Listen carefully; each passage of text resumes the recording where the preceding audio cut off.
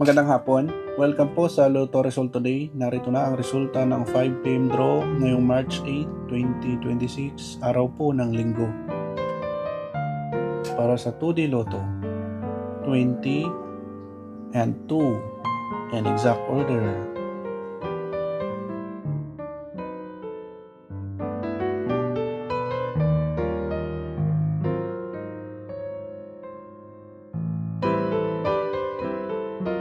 Para po sa resulta ng 3D Lotto, 9, 2, and 8 in exact order.